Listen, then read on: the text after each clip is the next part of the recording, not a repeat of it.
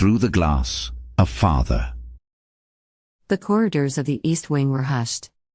Servants had long since withdrawn. The feast was over. The whispering had moved to darker places. Selene moved like smoke, her footsteps silent on the red marble floor. The blood oath still ached faintly beneath her ribs, a dull pulse that felt like guilt or prophecy. She should have gone directly to the gardens. But something pulled her. She turned the last corner and stopped. The door to the Crimson Chamber stood ajar. Inside, lit by the dying hearth, her father sat alone. Not at the head of the table. Not flanked by counselors or shrouded in his usual veil of command. He was seated off-center, back-bowed, a small glass chess piece turning slowly in his hand. She recognized it immediately. The Queen. Her piece. From the carved set they used to play in the West Solar. The one he let her win with once, just once, when she was 7. He was whispering to it. She couldn't hear the words. Didn't dare step closer. His face, half lit by firelight, was different than she remembered. Tired. Older. Not cruel. Just quietly unraveling. She should have walked away. She should have hardened. But for a breath, just a breath, Selene remembered him as he used to be. The father who had held her steady the first time she climbed a horse. Who had taught her how to speak without blinking. Who had looked at her not as a weapon, not as a risk, but as something he believed in. He still held the Queen. Still turned it. Over and over. Like a man turning over a wound. She stepped back, silent as snowfall, and vanished down the hall. She didn't cry. But the weight in her chest had shifted. He was still a piece of the machine. But maybe, just maybe, he'd left her a crack to escape through. Or burn. Chapter 6. Blades in the Dark. The citadel breathed like a living thing, all stone and bone and cold malice. Selene crouched in the damp hollow of a ruined chamber beneath the east wing, her cloak sodden with dust and sweat, the iron taste of fear sharp in her mouth. Above them, through floors and walls, she could hear it, the hum of music, the murmur of courtiers, the distant clash of goblets. Tonight was the night of oaths. Once, it had been sacred, a solemn renewal of the pacts that bound noble houses to the Dominion's heart. Now it was just another performance, gilded and hollow. Above, the nobles laughed and pledged false loyalty on blades dipped in bloodwine. Below, Selene prepared to betray everything she had ever been taught to protect. Cassian knelt across from her, checking their worn satchel, steel, rope, wax-sealed flints, a single oilskin of accelerant. And the desperate scrap of a plan. "Are you sure about this?" he asked, voice low. Selene met his gaze without flinching. "There's no path left but forward." He studied her for a breath longer. Then nodded, trusting her even now. Especially now. The blood oath between them pulsed faintly beneath her skin, not pain, but heat. A reminder. Our fates are bound. Together, or not at all. Selene rose, brushing dust from her palms. Her heart beat slow and savage in her chest. "We move," she said. They slipped into the forgotten corridors like wraiths, every step a prayer, every breath a rebellion. The vaults of House Veylor lay buried beneath the east wing, guarded by magic, steel, and blood. Selene had memorized the paths as a child, tracing them with chalk and whispered oaths. She had been raised to inherit them. Tonight, she would betray them. At the outer doors, she pressed her palm against the inlaid sigil. Ancient runes flared to life, burning briefly gold beneath her skin, then dimming again, sullen. Angry. The locks groaned open like something waking from a bad dream. Cassian slipped inside first, sword drawn. Selene followed, her heart hammering against her ribs, her hand tingling where the sigil had branded her touch. Inside, the vault was a cathedral of secrets, towering shelves of iron-bound tomes, scrolls sealed in cracked leather, crates stamped with the faded sigils of dead houses. The air was cold and dry, tinged with dust and something sweeter, the slow, inevitable decay of legacy. "Where?" Cassian whispered. Selene led him toward the sanctum at the center, where the oldest ledgers were kept under false titles. Her inheritance. Her betrayal. The ledgers of Concord, she said. My father hid them among treaties that no one dares question. Their fingers flew over scrolls and bindings. Every whisper of parchment sounded deafening. Every second dragged like a blade across flesh. Minutes passed. Or hours. Then, I have it, Cassian breathed. He held up a slim ledger, bound in black leather, plain, unremarkable, except for the faint shimmer of warding spells along the spine. Selene cracked it open. Inside, payments to outlawed houses, signatures of dead triumvirs, encoded orders for rebellion and purge alike. Proof. Treason. Enough to bring a lord of the triumvirate to ruin. Selene let out a slow, trembling breath. Let's go, she said. They were halfway to the exit when it happened. A soft metallic click from the stairwell above. Selene froze. Her hand drifted to her belt, fingertips brushing steel. Cassian turned, sword half raised. Figures bled from the shadows, Dominion guards in black steel masks. Silent. Methodical. Her breath caught like a knot in her throat. Kale, who had once drawn sigils with her in candlelight, laughing softly when she got the angles wrong. Kale, who had held the southern flank beside her during the siege of Nocthall. Who had once whispered, if this house falls, I'll fall with it. He stood now in full Dominion black, blade at his side, the house crest removed from his shoulder. A soldier. A traitor. Or maybe the loyal one after all. I'm sorry, my lady, Kale said. His voice was quiet, almost reverent. Truly. But you chose the wrong side. His eyes didn't hold triumph. Just weariness. A kind of grief. Selene's voice barely rose above a whisper. You could have warned me? I tried, he said. You stopped listening. The blood oath between Selene and Cassian flared white-hot, betrayal burning into her ribs, into her bones. Kale's voice had barely faded when another sound rippled through the vault, not a whisper this time, but the cold, measured thump of boots against stone. Footsteps. Heavy. Unhurried. Cassian pivoted toward the stairwell, sword lifting, breath held. He shifted slightly closer to Selene, his body angling to protect her without blocking her line of sight. She noticed. Her chest ached. Then Lord Veylor appeared. He descended like judgment made flesh, his crimson sash catching the low light like a blade drawn in slow motion. He did not wear armor. Only his house robes, dark, immaculate, formal, with a ring of antique keys at his belt and a single gleaming clasp at his collar, the sigil of House Veylor, stitched in silver thread. He looked older than he had hours ago. The weight of history sagged from his shoulders. And yet, in his eyes, clarity. Resolve. The vault seemed to lean inward, as if the walls recognized him. Leave, he said to the guards. His voice cut the vault like a guillotine. Silence followed. My lord? Kale asked, faltering. They're traitors. I said leave. The guards shifted, confused. One took a hesitant step back. Another raised their weapon, then lowered it, uncertain. Then Veylor's gaze found Selene. She remembered being small, running those vault corridors, clinging to his hand as he showed her heirlooms in velvet-lined drawers. She remembered the night he placed a rook-shaped pendant in her palm and said, "You must learn to sacrifice." Her fingers twitched now, as if still holding that cold metal piece. Veylor's voice dropped to something colder than steel. "You were meant to protect this house. You were meant to earn my loyalty," Selene snapped. Something cracked in his expression, the faintest fracture in a marble mask. Then he nodded once.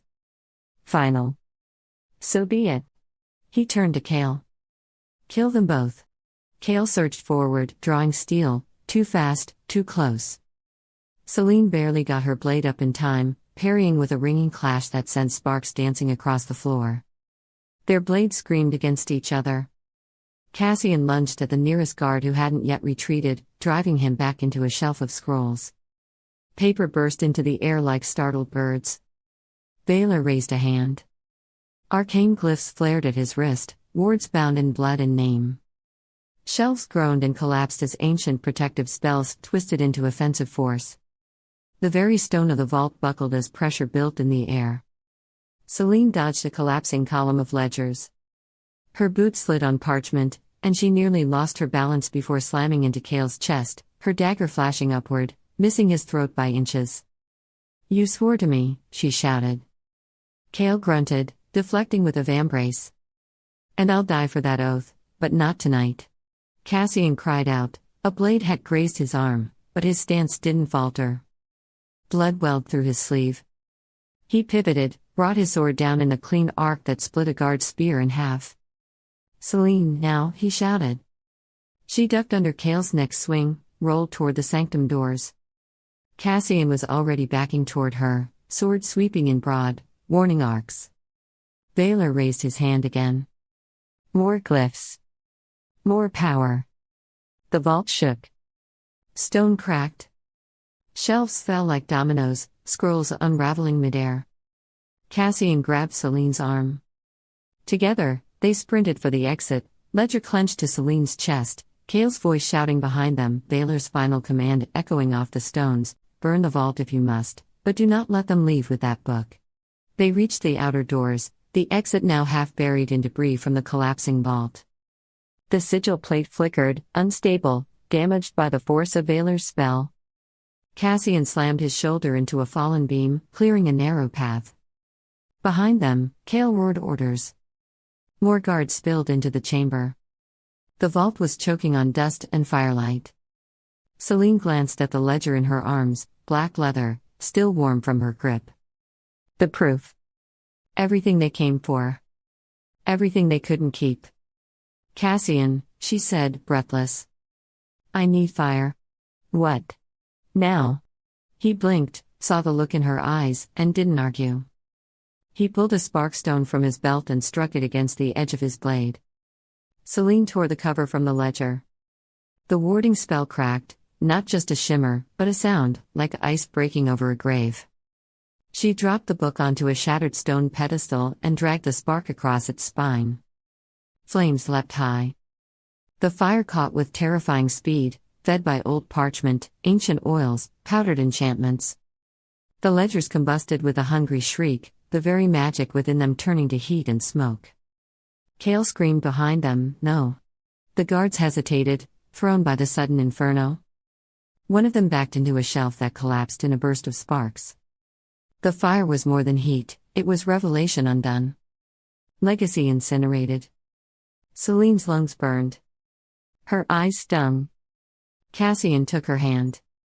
"This way," he shouted, pulling her toward the narrow breach in the wall, a forgotten maintenance tunnel marked only in the oldest blueprints. The fire roared behind them. A tower of flame and collapsing secrets. And in the flickering light, Selene turned once, just once, to look back through the smoke. Veylor stood at the edge of the fire, motionless. Not trying to flee. Not calling for water. Just watching her. As if in that moment, father and daughter understood what had truly been lost. He didn't try to stop her. He never had. Then Cassian dragged her into the dark, and the vault, and everything it held, vanished behind a wall of fire and ash. Interlude. He returned to his study before the hour turned, alone. No guards. No summons sent. No servants called. He dismissed them all with a nod. He poured a glass of ember wine, his father's vintage, and sat beneath the carved arch of his family's ancestral wall. Outside, bells tolled gently through the fog. He opened an old box on his desk and removed a single chess piece, the queen. The paint was chipped. The ivory worn. Selene had once stolen it as a girl and declared it hers. The queen should never wait, she had said. She should lead. He set the piece down before him. A knock. 3 soft taps. Familiar. Expected. 3 cloaked figures entered, silent, graceful, almost reverent. They were dressed in mourning black, faces veiled. One carried a blade folded in velvet. One carried a silver file. One carried nothing at all. The Minister of Shadows never sent letters. They stood before him. "You've read the names," Veylor said. "You know I stayed my hand." The blade bearer nodded once. "I loved her," Veylor said. "That was my only crime." No one answered. The room was quiet as breath. He took a final sip of wine. Then folded a piece of parchment. Wrote a single word. Left it beside the queen. "Selene." The blade slid clean. There was no scream.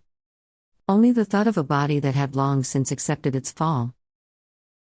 The raid. The raid came at midnight. No warning.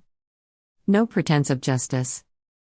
Only the thrum of Dominion boots on broken cobbles and the hiss of steam rifles charging in the dark. Mara Thorne had known they would come. Not if, when. She'd stayed anyway. The granary had once stored wheat for House Veylor's winter larders. Now it held ghosts. Cracked beams, scorched rafters, the scent of mildew and soot. A war widow slept in the loft with her infant. A weaver crouched near the old grain chute, trembling through prayers he no longer believed in. 2 boys, barely 10, curled beneath a tarp like bundled wire. A wounded courier watched the boarded windows with wide, broken eyes, his sling still marked with the flame thread of the old Ember Division. Mara stood watch near the furnace, her bad leg braced against a rusted crate. One hand on her dagger. The other on the pipe that led toward the alley, their only way out. When the knock came, it wasn't a knock at all. It was a detonation, a blast that tore through the front wall and filled the space with splinters and smoke. Someone screamed. The baby cried once, then went silent. Dominion voices barked from outside, "Secure the perimeter. Thorne is inside. Alive if possible. Broken if not." Mara didn't hesitate. She pulled the tarp from the boys and shoved them toward the chute. "Down. Quiet.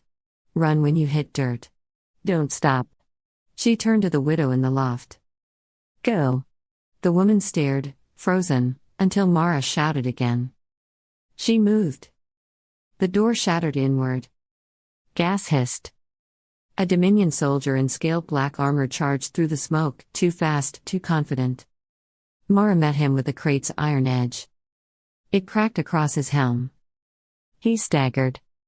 She followed with her elbow, teeth broke, blood spattered. Another soldier came in behind him, swinging wide. Mara ducked and drove her knee into his gut. But the third caught her, a blow to the ribs that knocked the breath from her lungs. She reeled, slammed into the stone wall. Then came more. Boots. Barked orders. Chains. She fought like memory. Like pride itself. Her dagger flashed once, a throat opened. Then pain, a blade across her side. A shock stick to her thigh. Hands grabbed her arms, wrenching them back. The world tipped sideways. Her knees hit stone. Her bad leg buckled. Still, she didn't scream. Instead, as they forced her upright, she locked eyes with the Dominion captain stepping through the smoke. A tall woman in raven black armor, a high silk command sash and a face like glass left too long in frost. "You're her?" the captain asked flatly. "Not what you expected?" Mara rasped. "I expected someone who knew when they'd lost." Mara spat blood at her boots. "You've only won when no one's left to remember." The captain didn't flinch. She nodded. "And then they beat her. Not to kill. No, death would have been mercy. This was punishment. A lesson. They broke her nose. Struck her ribs until every breath was blood. Her hair was torn loose, her coat ripped down the back, and her wrists manacled so tight she bled through the steel. She was still conscious when they dragged her from the granary. Civilians had gathered, drawn by noise, or smoke, or dread. Some stood in windows, faces half lit by torchlight. Others lined the street, silent and unmoving. Not cheering. Not weeping. Just watching. The Dominion captain turned and barked an order. "This is what treason looks like." Mara, head lolling, lifted it just barely. Her one good eye scanned the faces. Found a girl, no older than 12, standing barefoot in the gutter. Her eyes were wide. Her fists clenched at her sides. Mara held her gaze. "Remember," she mouthed. Then they dragged her through the mud. The next morning, the granary was sealed. Burned, some said. Wiped clean of names. But in the alleys beyond the square, the first mark appeared, a lion's head chalked in black on a cracked cistern wall. By dusk, there were more. A crown broken in ash. A dagger with no hilt. And the word scrawled again and again, she stood. "We remember." The message. The sun had barely risen. The light was pale and cold, leaking in through the slatted windows of the eastern antechamber like a breath held too long. The fire had not been fed since before midnight, and the coals glowed faintly beneath the ash, stubborn in their dying. Selene sat on the stone bench by the hearth, still dressed in the same blood-slicked tunic from the night before. Her gloves lay beside her. Her hands were raw and silent. She had not spoken since the last command was given. A soft knock. Then the door opened without waiting for her answer. Talon Pharaoh stepped inside. No armor. No formal address. Just him, wrapped in a gray cloak that smelled faintly of damp and night. He held a letter in both hands, sealed in red wax. The wax was cracked. He didn't speak. He only held it out. Selene took it. Her fingers left a faint smear of dried blood on the parchment. She opened it. There were only a few lines. No signature. Lord Veylor is dead. House remains. Heart is quiet. No rights. She read it again. And again. The fire did not crackle. The room did not move. Something shifted in her chest, slow and cold and sickening. Not pain. Not yet. Just the rearranging of something vital. The sudden knowledge of an absence she had spent years preparing for, but had never fully believed would arrive. Her father was dead. Her father was dead. Not the Lord of House Veylor. Not the Chancellor of the Dominion. Not the man who had arranged her silence, her marriage, her future. Just her father.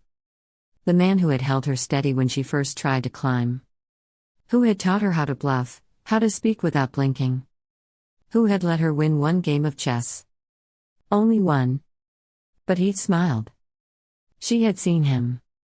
Not 2 nights past. Alone in the Crimson Chamber, whispering to the Queen Peace. He hadn't looked like a man preparing to die. Unless he had known. Unless he had already been sentenced. She stared down at the letter. She did not weep. The tears sat behind her ribs, thick and sharp, but did not rise. Talon sat across from her without asking. He said nothing. Just waited. That was the mercy of him. Finally, Selene looked at him. Her voice, when it came, was hollow and hoarse. Who? He didn't lie. Minister's order.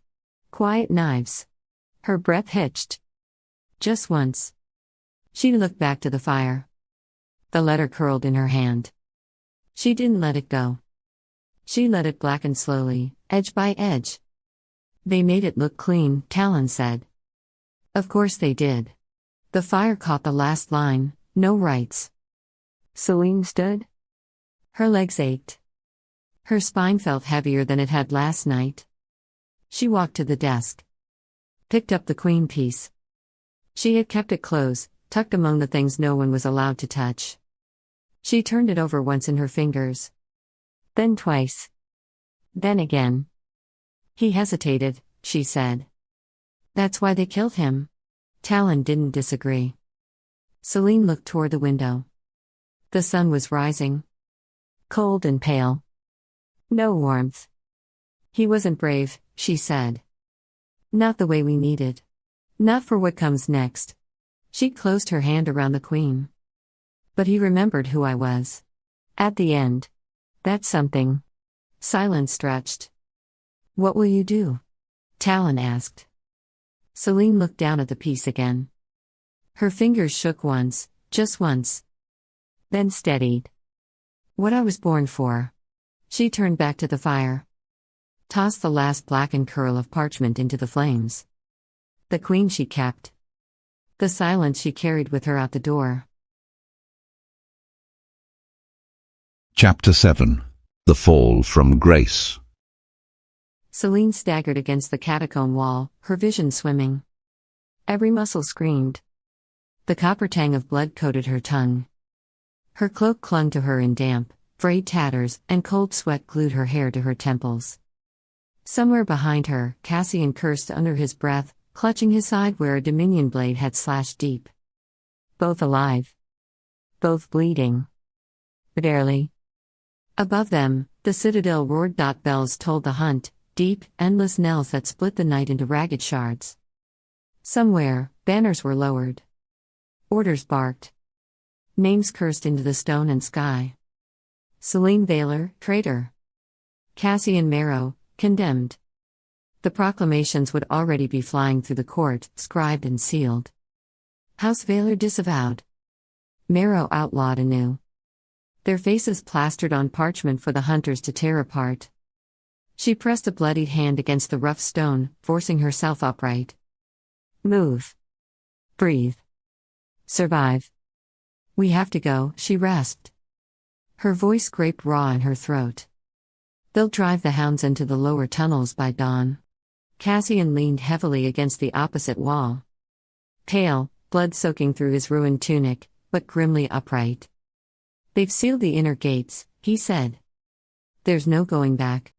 Selene met his gaze, exhausted, defiant, burning. The blood oath between them pulsed faintly beneath her ribs, not pain but an aching reminder. We are not alone. We are not broken. We're not going back, she said. They moved through the blackened veins of the Undercity, a labyrinth where Dominion light never reached. Selene led, half by memory, half by instinct. She counted steps by heartbeats. She listened to the walls, feeling where the stone shifted, where old air breathed. Above, the citadel shone like a poisoned star. Below, the dead whispered. The deeper they descended, the colder the air grew. Moisture wept from the stones. Mold choked the broken arches. The only sounds were their own ragged breaths and the relentless, ghostly echo of the bells. Hours passed. Or perhaps it was lifetimes. When at last they stumbled into the ruins beneath the eastern wall, half collapsed, abandoned even by the rats, Selene collapsed behind a fallen column, dragging Cassian down beside her. He groaned as he hit the ground, his breath rattling. Selene tore strips from her ruined cloak, pressing them hard against the gash along his ribs. You should have let me fight harder, Cassian muttered, his voice ragged. Stopped you from burning the proof. Selene bound his wound with brutal efficiency, blinking against the sting of her own tears. You stopped me from dying tonight, she said. We lost a ledger. Not the truth. For now, Cassian said bitterly. Selene pressed her hand to his chest, feeling the fierce, stubborn thrum of his heart against her palm. Still alive? Still fighting? Still hers. Footsteps scraped against the stone nearby. Selene's dagger was in her hand before she could think. A shadow detached itself from the ruined archway, slim, wrapped in coarse traveling leathers, face half-shadowed. Mevin. Her hair was hidden under a rough scarf. Her mouth was curved into a wry smile, amused, dangerous. You look terrible, Mevin said. But at least you're breathing. Selene didn't lower her blade. You followed us. Mevin shrugged, unconcerned. Half the court wants your heads. I want something more valuable. She tossed a bundle to the ground, rough spun clothes, forged papers, city passes marked with the seal of a minor house. Selene stared at it. Get out, Mevin said. Disappear. Heal. Fight another day. And the price? Selene asked. Mevin's smile sharpened, wolfish. When the Dominion falls, she said, I want a seat at whatever rises from the ashes. Selene's fingers tightened around the dagger hilt. Every instinct screamed distrust. Mevin was a survivor, clever, cold. Her loyalty was a coin flipped in the dark. But Cassian stirred weakly beside her, and the ache of the blood oath burned in Selene's chest. This wasn't about pride anymore. It wasn't even about vengeance. It was about winning. Selene tucked the blade away and straightened. "Agreed," she said. Meaden gave a mocking little bow, cloak flaring like dark wings, and vanished into the ruins. Selene watched her go, the air tasting of ash and old betrayal. Trust nothing, she thought grimly. But use everything. Ash and Awakening. Dawn crept slowly over the ruins of the city, bleeding gray and sickly light across the broken stone. Selene crouched behind a fractured pillar, Cassian slumped beside her, both of them swathed in rough-spun cloaks that still smelled of Meaden's hand, smoke, herbs, and something ancient. Beyond the crumbled archway, the slums stretched like a broken crown around the citadel's gleaming walls. Smoke curled from half-collapsed chimneys. Filthy water pooled in the alleys. Rats scurried across shattered cobbles. Here, beyond the Dominion's silk masks and gilded proclamations, the world rotted openly. Selene tightened her hood, hiding her face. Every instinct screamed that even the shadows were dangerous. Behind them, the citadel loomed, pale stone gleaming cruel and proud under the rising sun. Banners still flew from its highest spires, crimson stitched with gold, Dominion sigils yawning wide like the mouths of hungry beasts. The bells had fallen silent. They think we are dead, Selene thought. Good. Let them believe it. Cassian stirred, gritting his teeth as he pushed himself upright. How bad? Selene asked softly. He flashed a grim smile. Still breathing. Selene nodded once. No room for pity. No time for weakness. They had survived the purge. Survived the betrayal. But survival was not victory. Not yet. Meaden's forged papers burned against Selene's ribs, tucked close to her heart. Fake names. Forged lives. Temporary lies to buy real time.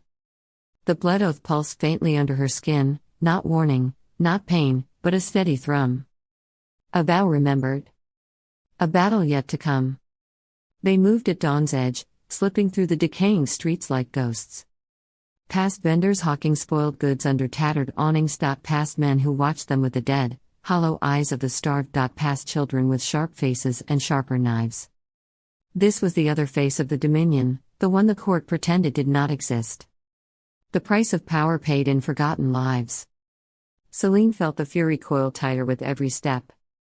They crossed the final bridge at the slum's edge, where a broken aqueduct spilled filthy water into a bone-dry canal.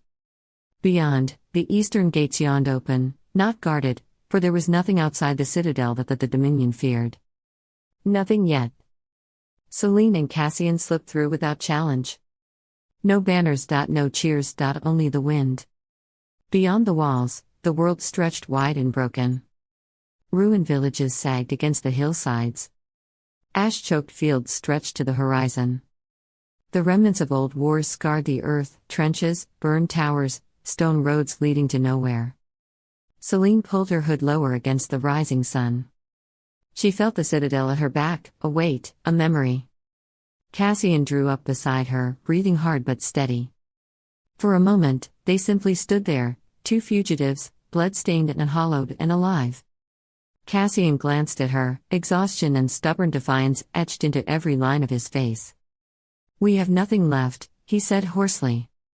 Selene turned, threading her fingers through his, grounding herself, grounding him. "No," she said. "We have each other." And it was enough. It had to be. Chapter 8. Ashes of the Crown. The slums beyond the citadel stank of lie, smoke, and slow despair. Selene moved through the crooked alleys with her hood pulled low, boots silent on broken stone. Beside her, Cassian limped beneath the weight of his cloak, every step pulled from clenched teeth and iron will. In the slums, no one cared who you'd been. Only what you could offer now.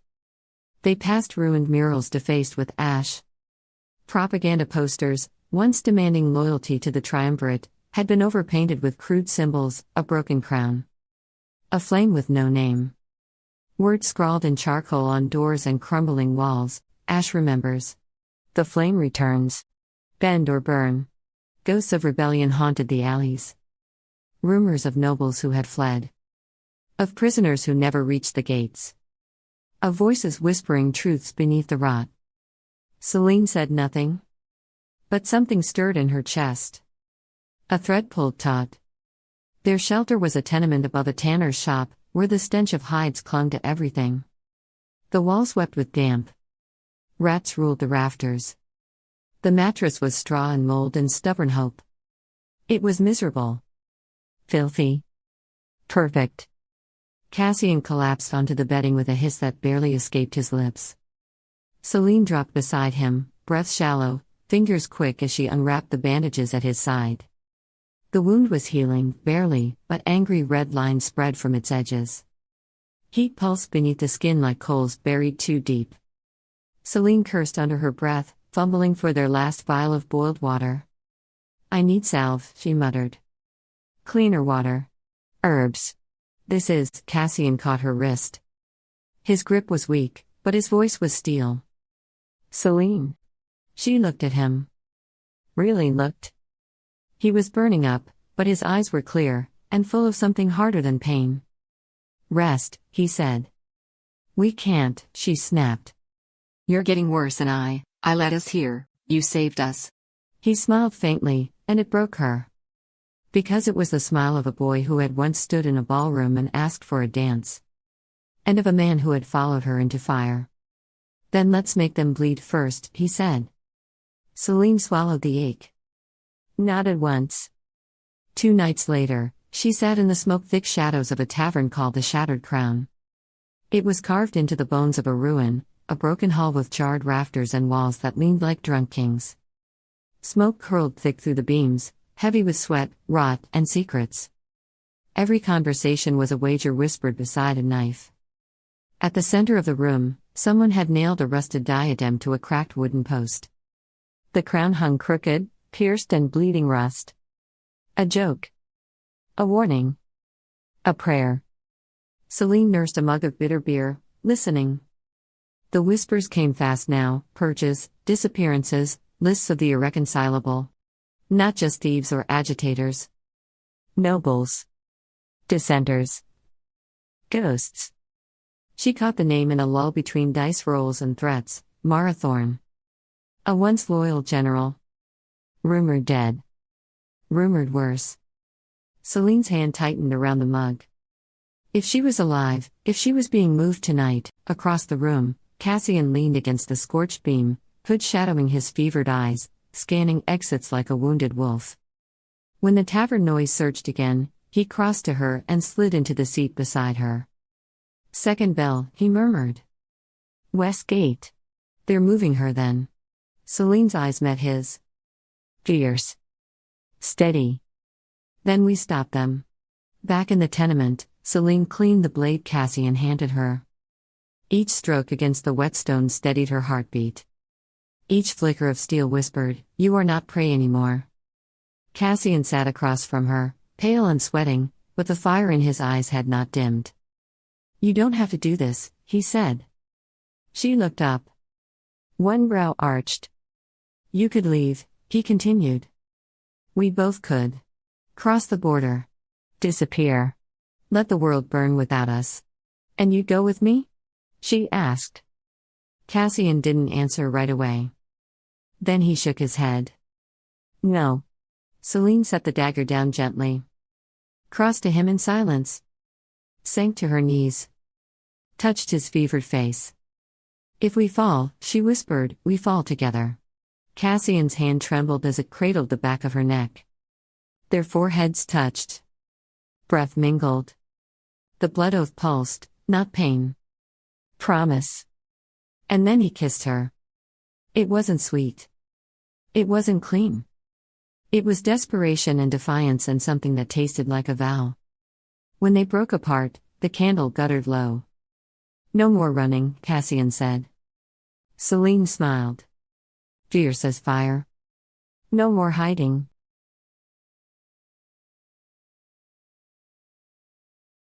The ambush came beneath the ruined archway called the Dagger's Teeth, jagged stones reaching like shattered fingers toward the storm-lit sky. The convoy rumbled slow and careless, iron-bound carts pulled by steam-choked engines. Torchlight flickered on armor and iron.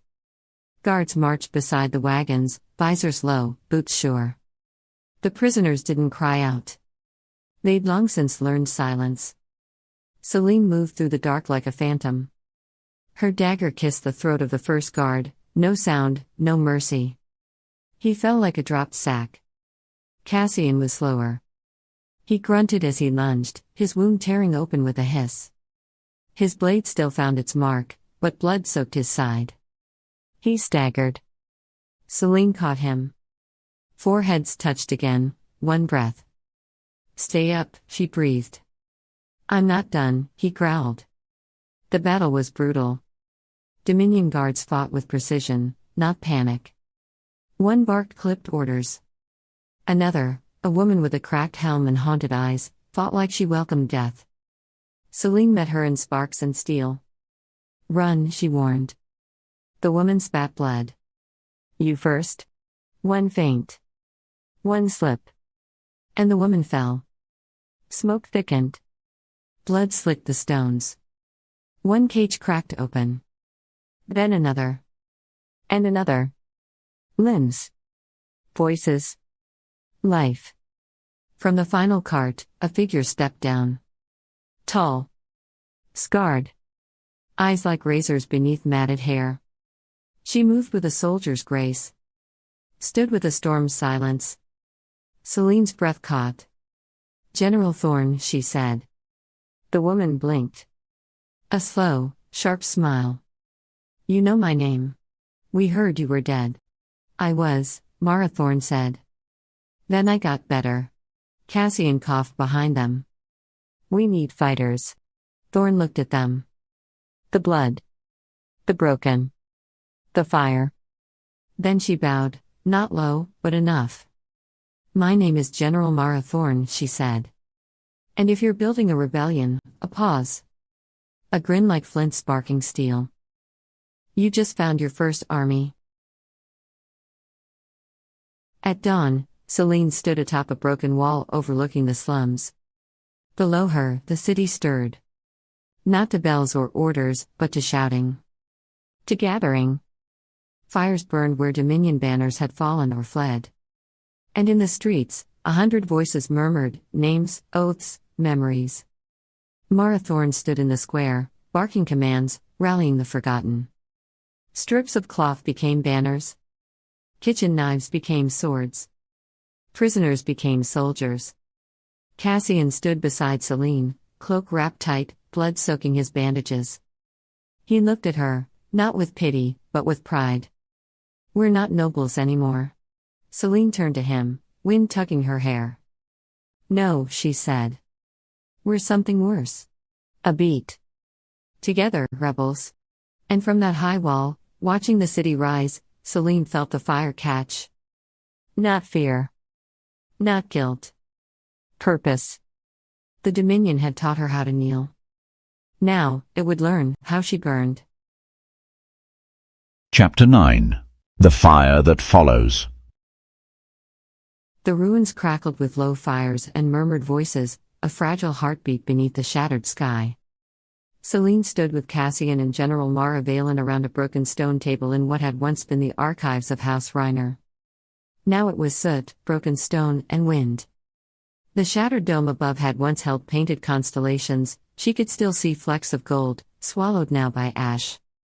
A crude map, stitched together from memory and scraps, lay between them. Candlelight guttered low as if straining to witness their resolve. Their shadows stretched long over the stone, crooked giants preparing for war. They had no crowns. No banners. Only the fire in their lungs and the weight of the impossible in their hands. Mara stabbed a dagger into the map, the tip striking a blotched mark near the western edge of the lower city, 2 streets beyond the charred bones of the old amphitheater. "The Dominion's west outpost," she said. Her voice, gravel-thick and iron-sure, cut through the ruins' hush. Used to be a grain haul back when the old trade lines ran clean. Now they've packed it with rations, medicine, and powder, enough to keep 3 regiments standing. We take it, we carve out their stomach. Starve them. Choke their siege. Cassian's arms were folded, eyes narrowed. There's a ridge behind it. Dominion artillery's got a clear sweep of the ground. If they see us coming, we'll burn before we breach the outer wall. They won't see us, Mara said. She scraped the dagger's edge along a faded ink line, running like a crack beneath the map's surface. The Ashwell tunnels still run under that sector. My scouts, Lise and Boren, made it through yesterday. Collapsed in places, but passable. If we move at dusk, time it with a shift change, we can gut the outpost before they blink. Selene leaned in, tracing the path with her eyes. The map looked like a wound, ragged edges, bruised lines, stitched guesses masquerading as strategy. Their forces were little more than desperate names and borrowed glyphs. Exiles. Street-born orphans. Scribes who now carried swords. A dream stitched together by fire and desperation. 30 fighters? She asked. No more? 30's all we can sneak through the tunnels, Mara said. Any more and we clog ourselves. The strike has to be fast, loud and gone before they know where to swing. And the signal towers? Selene pressed. If even one beacon lights the ridge, we'll have stormfire raining down. I've got 4 runners who know the spires, Cassian said. Street-born. They've worked under Dominion noses for years. They'll cut the lines, climb the towers, kill the lookouts if they have to. Selene studied him. No bravado. No optimism. Just cold reality behind his gaze. And the escape? She asked. The tunnels run north under the river gate, Mara said. But if they collapse? Cassian's voice was dry. Then we hold the alley. Long enough for Reka to bury the depot. Selene looked up at the name. Reka, former Dominion architect, now their saboteur. The woman had once designed grain vaults and fire breaks. Now she was repurposing her own knowledge to destroy what she'd built. We'll use silent powder, Mara added. No smoke. No warning. Selene's gaze drifted again to the mark on the map. West Outpost. But that wasn't its name, not to her. It was the Hall of Harvests. She'd visited once with her father during the late summer trade season. She remembered the workers, kind-faced, red-handed from lifting apple barrels. She remembered climbing the mural stairs and pointing at the painted arch overhead, vines, firebirds, stars. She remembered the gold flecks, like seeds in the stone. The mural had been burned away. The arch melted with acid. The firebirds turned to cinders. This is what patience brought you, she thought. What diplomacy failed to stop. Her fingers hovered near the dagger Mara had buried in the stone. They trembled, once. She steadied them. If we strike, she said, the Dominion will retaliate. Viciously. Harder than before. Yes, Mara said. And when they do, the people will know we were never just whispers in shadow. They'll see fire. Rage. Resistance. Cassian looked at Selene again. Silent, but steady. His belief in her didn't shine like a torch, it burned low, reliable, like an ember kept alive beneath ash. You could still step away, she thought. Wait. Survive. Let someone else light the pyre. But her house was gone. Her father's blood still stained the palace stones. Her name had been erased from the domes of power. Politics had failed. Compromise had bought only silence. Let it end here, not in quiet, but in flame. Selene reached out and closed her hand over the dagger. The hilt was warm, not from the fire, but from the iron in Mara's hand. From the blood of other choices already made. Her voice was steady. Cold with resolve. We strike. Mara nodded once, like the pull of a trigger. I'll alert the ashbound. We move before moonrise. Cassian exhaled through his nose, slow and sure. His mouth twitched, just slightly, a ghost of pride. A flicker of what might someday become hope. Above them, a gust of wind passed through the ruined dome. Ash whispered through the air like falling snow. The candle flames danced. Somewhere distant, thunder murmured, or maybe it was just the city shifting in its sleep. There would be no turning back. Later that night, as armor was strapped on and knives checked twice, Selene walked the upper ledge of the ruins alone. The streets below were half buried in shadow, flickering with the dying red of cook fires. She could hear laughter from a distant alley, sharp, wild, and desperate. Not joy. Just the madness of those with nothing left to lose. The ashbound moved quietly in the dark, preparing not with ceremony but with necessity. Black cloth around arms. Half-muffled boots. Hands scrawled with sigils of old houses, old gods. Below her, Reka crouched over a satchel of powder, explaining charge placement to a boy no older than 15. He listened with the stillness of the condemned. Selene looked up. The stars had been absent for weeks, swallowed by smoke and Dominion lantern light. But she imagined them still there, waiting. Watching. The fire that followed would not ask permission. It would not bow. It would take the city in both hands, and remake it. The assault. The signal came in the form of flame. At the far western wall, Mara's scouts lit barrels of pitch in the alleyways, setting fire to a block of abandoned grain carts.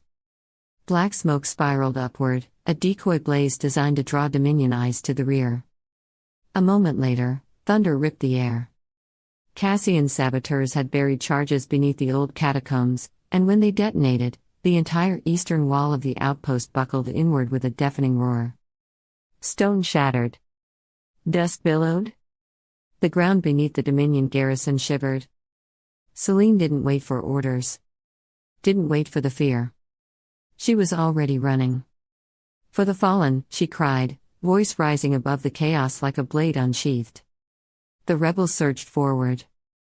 Arrows sang from the ramparts. Some lit with flame, others whispering with enchantment. The first wave fell hard, bodies thudding against cracked cobble and broken crates.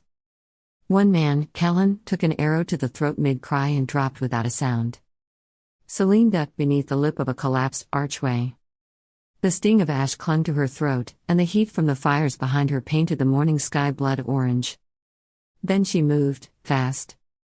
She burst from cover, blade raised high, driving her sword into the belly of a red-cloaked Dominion soldier before he could lift his shield. She yanked it free with a wet rip, pivoted, and slashed down a second who rushed in blindly. Steel screamed against steel. To her left, Cassian charged, hammer in one hand, short sword in the other. He moved like a siege engine, crushing everything in his path. A Dominion pike shattered on his shoulder plate. He responded by driving the spike of his hammer into the man's eye socket, wrenching it free with a spray of gore. Onward! Cassian roared. Rebels poured through the breach behind them. Half-trained, underarmed, some barefoot, but burning with fury. Selene led them toward the inner gates. 2 Dominion officers stepped into her path, heavy armor, trained stance, twin swords gleaming. The first struck fast, she parried low, twisted, slid under his guard, and plunged her dagger beneath his breastplate. He gasped once. The second caught her across the ribs with a glancing blow. She stumbled, rolled, came up bloodied but unbroken, and slashed his hamstring before cutting his throat from behind. Blood sprayed. Smoke choked the air. The rebels rallied, cries echoing from ruin to ruin. Then Mara's second wave slammed into the flank, a wedge formation of fighters in scavenged armor, roaring battle hymns as they crashed through the outer yard. The Dominion staggered. For a heartbeat, they reeled. And then the magic came. From the high balcony of the central tower, a Dominion mage captain in silver-etched robes raised his arms. Sigils spun into the air like burning stars. Heat shimmered. The very air seemed to bend. Cassian shouted, "Mages! Tower!" Selene looked up just as a ring of fire erupted from the sigils, exploding outward in a wave of molten force. She threw herself behind a fallen statue, dragging a bleeding rebel, Jaron, wide-eyed and coughing blood, with her. Behind them, 2 others weren't fast enough. The fire incinerated them mid-scream, leaving nothing but smoking bone and blackened steel. "Get them down," Selene growled. "Too far," Cassian shouted. No clear shot. The mage began weaving again. This time the sigils glowed blue, ice and air. A storm spell. If it finished, half the rebels would freeze mid-charge. Then came the final card. Now. Mara's voice bellowed from the southern gate. From beneath the earth, a sealed drain grate burst open. Joran sappers, filthy, masked, blood-caked, erupted into the courtyard from the tunnels. They carried hooked blades, short axes, and fire glass bombs. They moved with surgical hate. They struck from behind. One leapt onto the tower stairwell and hurled a charge into the mage's flank. It detonated, a burst of glass and fire, sending the spellwork spiraling out of control. The mage captain turned, half his face melted, screaming as Joran himself rammed an iron spike through the back of his neck. The tower pulsed once. The sigils vanished. Silence followed. Then Selene rose. She was covered in soot and blood. Her ribs ached. Her breath came in short, raw gasps. But she charged again, and the rebels followed her into the mouth of the beast. The inner courtyard became a killing ground. Steel met steel. Blades clashed. The screams were endless. Bodies fell and didn't rise. The air was a storm of iron and ash. Selene parried a halberd swing, lost her footing, rolled over a corpse, and slammed her pommel into a Dominion soldier's throat. As he choked and fell, she drove her sword through his chest and left it there, yanking a fallen spear from the ground to fight on. A rebel beside her, Meredith, screamed as she was run through. Selene grabbed her, stabbed her killer in the gut, and caught Meredith's body as it collapsed. The girl was already gone. Behind her, Cassian and Mara fought back to back, covered in blood. Mara had a cut across her scalp, and Cassian was bleeding from his thigh, but neither stopped. Mara caught a Dominion soldier's sword on her bracer and gutted him with her offhand blade. "Push," she roared. "They're breaking." A group of Dominion soldiers fled into the barracks. "Don't let them regroup," Cassian shouted, hurling his hammer into the door before it could shut. It cracked inward. Rebels surged after them. Selene forced herself to keep moving. Her legs were jelly, her vision a red smear. Every heartbeat felt borrowed. She stumbled past Joran's corpse, saw another boy, Thomas, dragging a wounded rebel out of the line of fire with tears in his eyes. And still the Dominion held the upper tower. 2 archers remained. One notched a flame-tipped arrow and aimed for her. Then a black-feathered bolt took the archer in the eye. He fell, limp. Across the yard, one of Cassian's runners, Nyla, stood atop a shattered barrel, already notching another bolt. "Clear," she shouted. The second archer fled. Selene staggered to the tower steps. Smoke. Blood. Screams. At the top, the last Dominion officer, a captain with gold on his pauldron, drew his sword. "You don't know what you started," he said. Selene said nothing. She stepped forward and fought. The duel was short and brutal. He was trained, fast, precise, but she was fire and fury, and pain made flesh. She caught his blade, locked it, twisted it out of his hand, and drove her spear through his gut. He fell without a sound. Selene turned, dragging herself to the tower's edge. The Dominion banner still hung there, red and gold, soaked in the blood of her people. She took it in both hands, ripped it from its post, and hurled it down into the flames below. It caught fire midair, curling, shriveling, turning to ash as it fell. The courtyard had gone still. Mara limped toward her, Cassian beside her, his hammer dragging on the ground. "We held," Mara said. Her voice was thick, low. "We took it." Selene looked at them. Then out over the wall, where the lower city watched with wide eyes. The smoke would be seen for miles. The Dominion would know. They would come. But for this moment, this one breath of stillness, the outpost was theirs. She didn't smile. Only whispered, "Light the pyres." The aftermath. The west outpost lay in rebel hands. The fire still smoldered in the shattered barracks. Blood pooled between the cobbles. Arrows jutted from corpses like weeds in broken soil. Selene stood in the courtyard, surrounded by the wounded, the weary, the victorious. Her cloak hung in tatters. Her hands were slick with blood, some of it hers, most of it not. Her body was a map of bruises and burn welts. She didn't move. Couldn't. Not yet. Cassian limped toward her, dragging his hammer like a memory behind him. A shallow cut bled from his cheek. He touched her shoulder with blood-streaked fingers. "You still standing?" "Barely," she said. "You did it." Selene looked around at the ruined outpost. Smoke curled through shattered windows. A half-burned Dominion banner lay at her feet, trampled into the dirt. "No," she said softly. "We did." For a moment, they just stood in the silence. Then someone, a young rebel boy, bloody but alive, raised a cry, "Selene!